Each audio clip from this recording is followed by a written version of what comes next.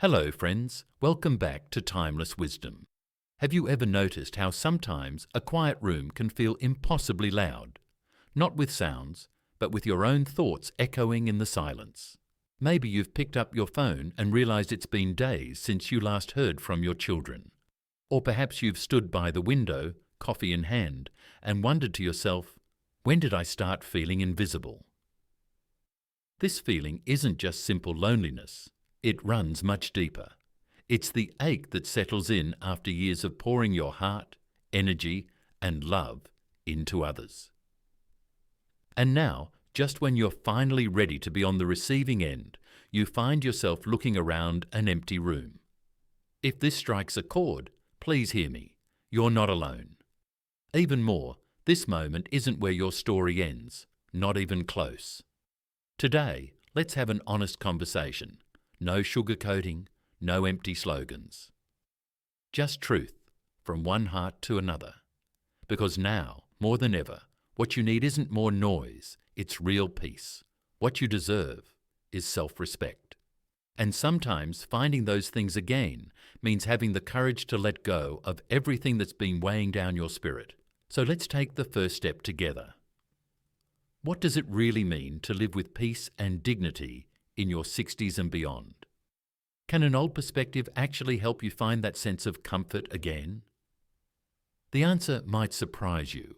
It isn't about bottling up your feelings or pretending you're never hurt. It's about discovering how to hold your head high, even when life feels unpredictable. It's about understanding what's truly in your control and allowing yourself to finally release the rest. The first lesson is this: stop begging for love. I know that's a hard thing to hear, especially when the love you're missing is from your own children. But the truth is, the more we reach out with trembling hands, hoping someone will notice, the more we end up breaking our own hearts. There's something deeply painful about sending that good morning text, waiting, checking, and then watching hours pass in silence. I remember hearing from a woman named Margaret. She's 72, lives in Arizona, and told me that every morning, without fail, she sends a message to her 3 grown children. And most days she gets nothing. Maybe a heart emoji now and then, maybe thanks Mom once a week, but often nothing at all. And when I asked her why she kept doing it, she said something that stayed with me. I'm afraid that if one day I don't, they won't even notice I'm gone. That broke me, because that isn't love, that's fear, and it's a fear too many carry in silence. Love should be given freely, but it should also be received freely. When it becomes a transaction, when your affection becomes a test that's never passed, it's no longer love, it's anxiety dressed up as devotion. You deserve better. You've earned better. Now, I'm not saying to cut people off or to stop caring, but I am saying this: your dignity is more important than a reply that never comes. Your self-worth is not tied to how often someone calls you. You are not a leftover. You are not a burden. You are a whole, valuable, vibrant human being. And you deserve to be treated like one. The next lesson builds right on top of that. Stop defining yourself by what you give. This one's tough, especially for those of us who've spent decades being the glue that holds everything together. You've raised children, supported spouses, worked hard, cooked meals, cleaned up messes, often without a single thank you. Somewhere along the way, being useful became your identity. But now that they don't need you like they used to, what's left? That's the dangerous part. When your sense of purpose is tied entirely to being needed, the moment they don't need you anymore, you feel like you're fading, like a shadow of the person you once were. I've met people who, even in retirement, still give their time, their energy, their money, just to stay connected, just to matter. Walter, a 76-year-old gentleman I met in Ohio, told me he sends part of his monthly pension to his kids, not because they need it, but because he's afraid they'll forget him if he stops. Even if they call just to ask for money, he said, at least they're calling. His eyes dropped when he said that, and in that moment, I saw what many of us feel, but rarely admit. That's not generosity, that's emotional survival. Here's the truth you may need to hear today. You are not born just to give until there's nothing left. You are more than what you provide. You matter, even when you're not fixing anyone's problems. You're not a service, you're a soul. And no one thanks a service, they just expect it. But a soul deserves to be seen. That shift, recognizing your own value, not because of what you give, but because of who you are, is powerful. It allows you to say no without guilt, to rest without apologizing, to spend time on things that light you up instead of always tending to others' fires. This is your time now, not just to survive, but to rediscover the person you may have put on hold for decades. I want you to picture something. Imagine your heart is a home. For years, you kept the door wide open. Your children walked in and out, ate at your table, left their laundry on your chairs, took what they needed. You never asked for a key in return. You just gave. But now, when you knock on their door, sometimes they don't answer. So what do? Keep standing there in the rain, waiting? Or do you walk back to your own home, sweep the floor, light the fireplace, and start decorating your space again? For you, that's what these lessons are about. Not turning bitter, not giving up, but choosing to stop waiting in the cold when the warmth you seek can come from within. And the moment you decide that your peace matters just as much as anyone else's comfort, that's when things begin to shift. You don't need to explain it to anyone. You don't need to announce it with fireworks. Quiet changes are often the most powerful. Just like the sun doesn't need permission to rise, you don't need permission to reclaim your peace. And if any part of you is whispering right now, but what if they finally come around? Then let me say this gently. Let them come if they do. Let the door be open, but never again at the cost of your self-respect, because you deserve more than scraps of affection. You deserve the feast of your own love. Let's take a breath together. You're still here, you're still standing, and the beautiful part is, you're just getting started. There's something deeply freeing about realizing that you no longer have to prove your worth to anyone. When that quiet understanding starts to settle into your bones, you begin to see things differently, not with bitterness, but with clarity. You start to notice how much energy you've spent waiting for something as simple as acknowledgement, a returned call, a kind word, a sense that someone sees you. But here's the next truth I want to share with you, and I say this as gently as I can. Not every distance between people is meant to be closed. Sometimes the space that's grown between you and the ones you love isn't your fault. It's simply life. And accepting that emotional distance without guilt is one of the most important steps toward peace. No one ever teaches us how to let go with love. We're taught to hold on, to keep trying, to believe that if we just do more, give more, wait longer, things will go back to the way they were. But what if they don't? What if your children don't return the calls? What if they keep living their lives without looking back? It's not easy to accept that. It's even harder not to take it personally. But there's something powerful to remember. Reality doesn't bend just because we wish it would.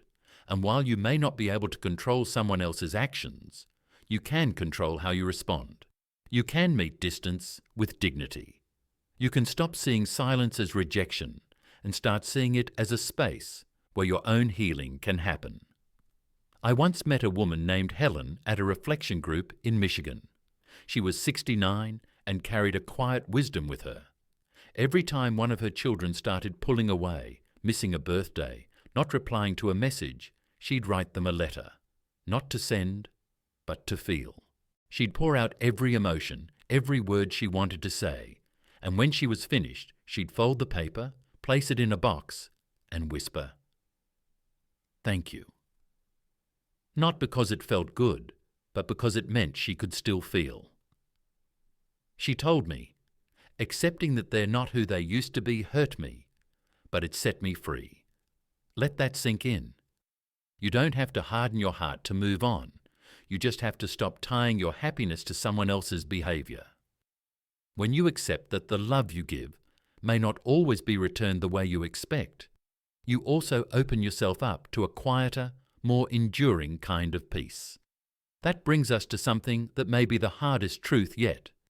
It's the part no one really prepares us for: building a fulfilling life without waiting for recognition. For decades, you've shown up. You've worked, you've sacrificed, you've poured love and effort into the people you care about. And deep down, maybe you thought that one day someone would say it, really say it. Thank you. I see you. I appreciate what you did. But what happens when that moment never comes? When the gratitude you hope for is silent or late, or never? This is where many people break without realizing it.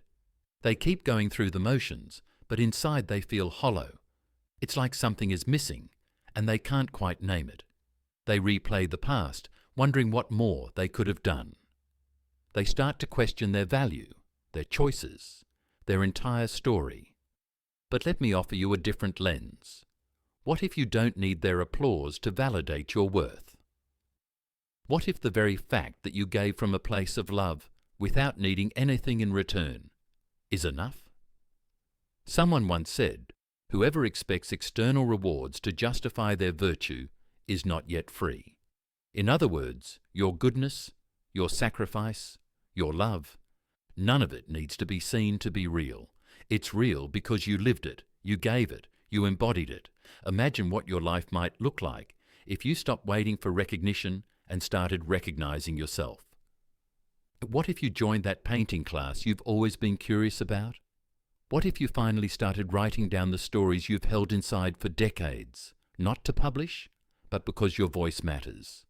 What if you walked through each day asking, "What fills me up?"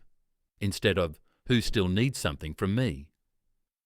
I've met people who made that shift, people who, after a lifetime of living for others, finally turned inward and discovered a world they had forgotten existed.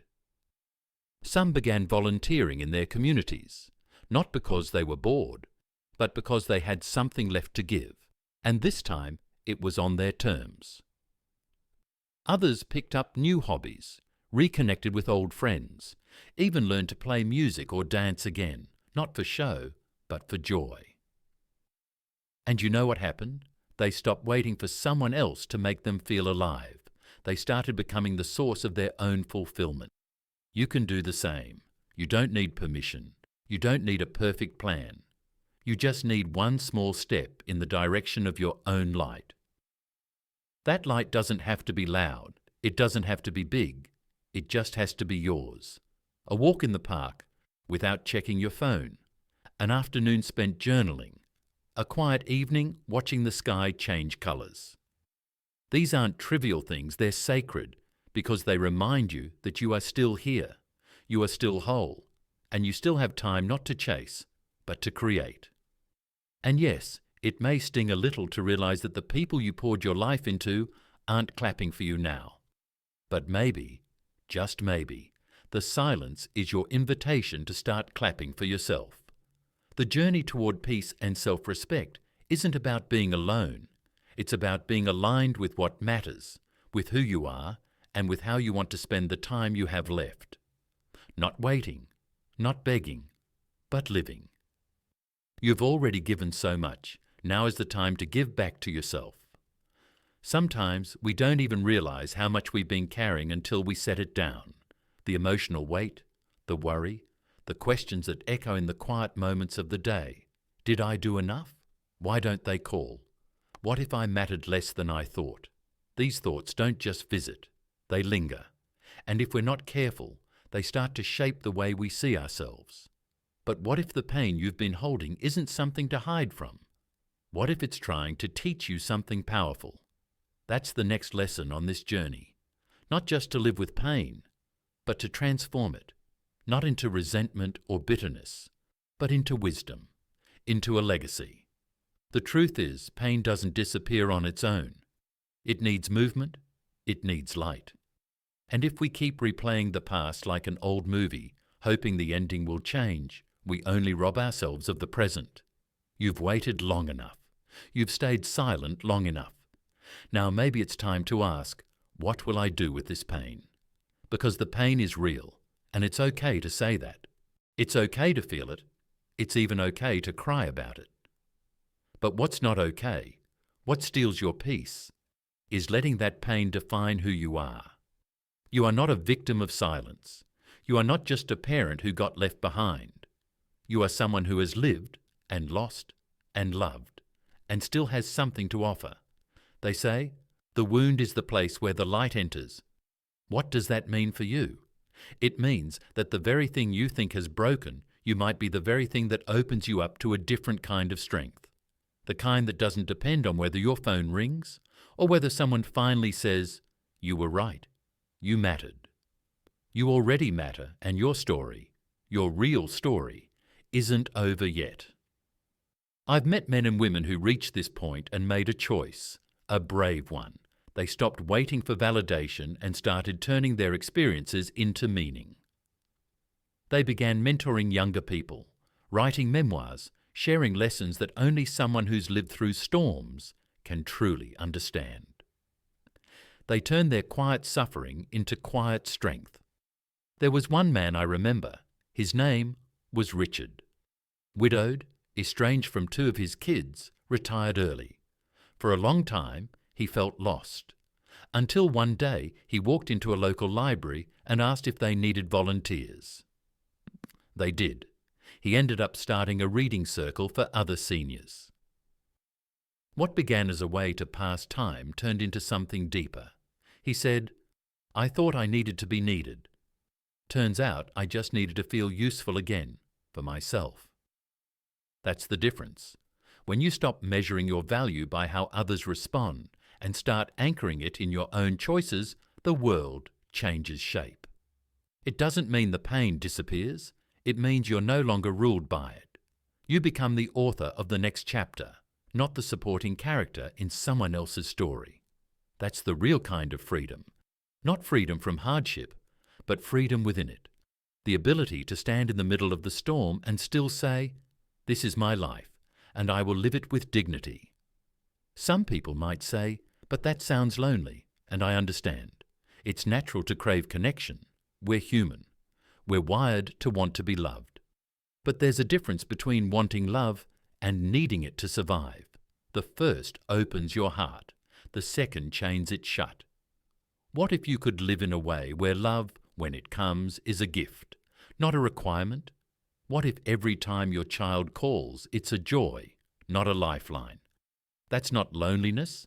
That's emotional independence.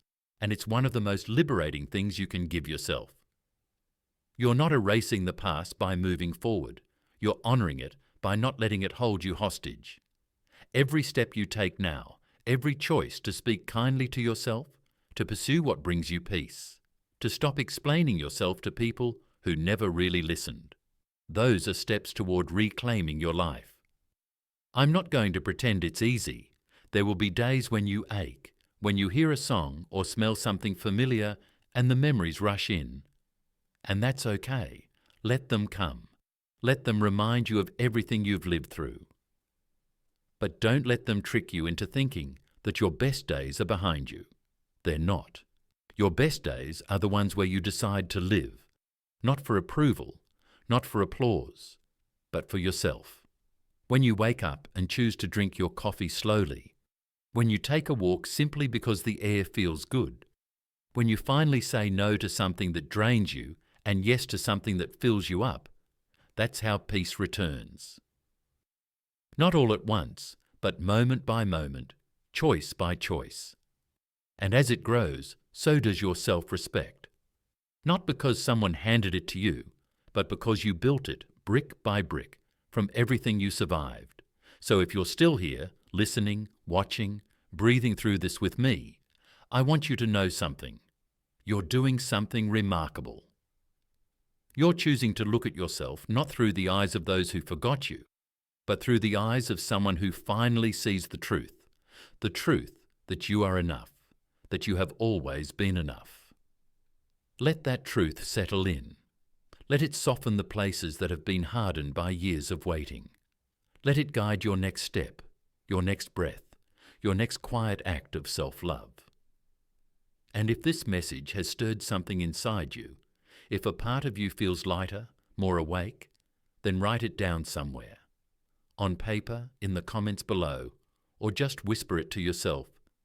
I choose to live with dignity. Because sometimes saying it out loud is the first step toward finally believing it. You've waited long enough for someone else to lift you up. Now it's your turn. Living with dignity doesn't mean you never feel sadness again. It doesn't mean you stop loving the people who've drifted away or suddenly forget the years you gave to others. No, dignity means loving fully, without losing yourself in the process. It means understanding that your worth doesn't shrink just because someone else stopped seeing it. That's the beautiful power of this stage in life. You've already walked through fire. You've already carried others. You've loved, hurt, forgiven, and endured more than most people will ever know. So now you get to ask a different question. What do I need now? Maybe what you need is rest. Maybe it's a new adventure. Maybe it's something as simple as sitting by a window with a cup of tea and letting the quiet feel like peace instead of loneliness. Or maybe it's sharing your story, not because you're hoping for a reaction, but because your truth deserves to be heard. So many people reach this chapter believing that the best parts of life are behind them, that now it's just about waiting for visits, for holidays, for something or someone to make it all feel full again. But here's what I believe, and I hope you'll hear it with your heart. The fullness you're looking for doesn't come from the outside. It's already within you. It's been waiting for you to stop chasing and start remembering. You don't need to become someone new. You just need to return to who you've always been. When no one was asking you to prove yourself, when you laughed just because the sky was blue, when you believed your time was valuable, when you looked in the mirror and didn't see forgotten or left behind, but saw someone still alive, still glowing, still worthy. I know life hasn't always been fair. I know that sometimes the people you've loved the most have hurt you the deepest. I know you've been strong when you were tired, kind when you were hurting, and silent when you should have been comforted. But all of that doesn't make you weak. That makes you resilient. That makes you wise. And it means you have something incredibly precious. The ability to begin again, not with noise or drama, but with calm, with quiet decision that say, I matter, my time matters, my peace matters. You start waking up for yourself. You cook meals that nourish you. You choose your clothes with care, not because anyone is watching, but because you are. You start walking taller, not because you've been praised, but because you've stopped shrinking. And when the phone doesn't ring, you don't collapse into disappointment. You light a candle, turn on music you love, and remind yourself that joy is not something anyone else has to deliver to you. You can create it. You already have. That's the legacy I hope you choose. Not the legacy of suffering in silence, but of rising in your own time, in your own way. Your children may never fully understand the depth of your sacrifices.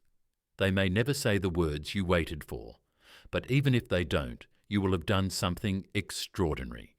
You will have loved without turning bitter and lived without begging to be seen. That's rare, and it's powerful. You don't need to shut your heart to protect it. You just need to be more intentional with where it opens. If someone steps toward you with kindness, meet them there. If someone walks away, let them go without chasing. And most of all, don't abandon yourself just because someone else did. Every day is a chance to show up for your own life, even the quiet days, even the lonely ones, even the ones that ask you to sit still and listen to the deeper parts of who you are. That's not wasted time. That's soul work. That's where peace begins, not in what you achieve, not in what you give, but in how gently you begin treating yourself. And maybe someone you love will notice. Maybe they won't. But either way, you'll no longer be living in the waiting room of someone else's affection. You'll be living in your own home, your heart, your mind, your beautiful, weathered spirit, decorated with self-respect. At Timeless Wisdom, we celebrate aging not as a slow retreat, but as an incredible expansion. A time to embrace the vast freedom earned through years of caring, hoping, and giving. If you're still listening, still sharing this moment with me, pause and breathe deeply. Let that breath reach the quiet corners of your heart that the world may have overlooked. Let it remind you that you matter, that you are still becoming, that you are never too late to choose yourself. If anything I've shared today has resonated, I would love for you to leave a comment below. Tell us where you're watching from, and if you feel inspired, write out this simple promise. I choose to live with dignity. Let that phrase become your quiet revolution, a gift to yourself. If this video touched your heart, please give it a thumbs up and consider passing it along to someone else who could use a gentle reminder. For more honest conversations and real community, subscribe to Timeless Wisdom.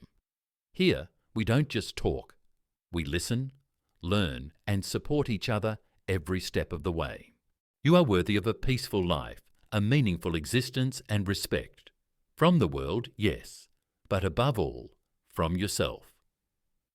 So here's to you, your strength, your serenity, and the incredible new chapters that still lie ahead. Thank you for joining me on Timeless Wisdom. Until next time, remember, you don't have to chase love. The love you claim for yourself will always set you free.